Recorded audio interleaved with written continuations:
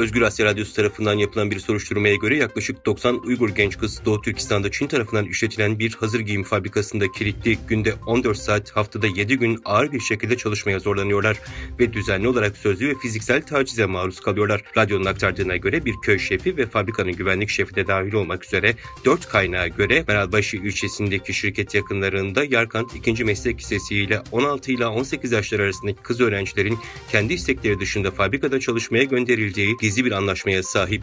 Yerel makamlar ebeveynleri kızların gitmesine izin vermeye ikna etmekten sorumlu bir kadın olan köy şefine göre ebeveynleri çocuklarının fabrikada çalışmasına itiraz etmemeleri için baskı yaptı. Çin işgali altındaki Doğu Türkistan'da toplam kurulu yeni enerji kapasitesi 500 bin kilowattlık bir fotovoltaik projenin şebekeye bağlanmasıyla 50,26 milyon kilowata çıkarıldı. Halihazırda bölgedeki yeni enerji kapasitesi toplam kurulu enerji kapasitesinin %41'ine karşılık geliyor. Çin propaganda ajansı Xinhua'nın 14 Temmuz'da bildirdiğine göre Doğu Türkistan'da Çin'e ait toplam kurulu yeni enerji kapasitesi Perşembe günü 500 bin kilowattlık bir fotovoltaik projenin şebekeye bağlanmasının ardından 50,26 milyon kilowata çıkarıldı.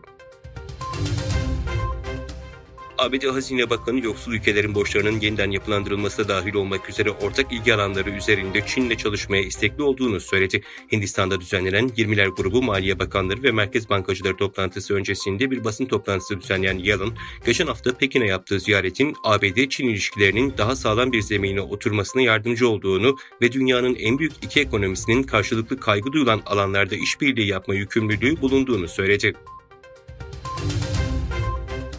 Çin ekonomisi ikinci çeyrekte beklentileri aşarak %0,8 büyüdü. Yıllık büyüme hızı ise %6,3 ile tahminlerin altında kaldı. Ekonomistlerin yıllık büyüme tahmini %7,3 düzeyindeydi.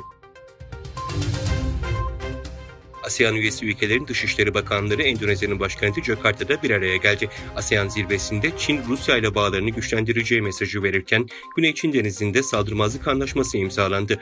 Pekin yönetiminin Güney Çin Denizi'ndeki egemenlik iddiasına dayanarak adalara üsler inşa etmesine bölge ülkelerinin yanı sıra ABD de karşı çıkıyor.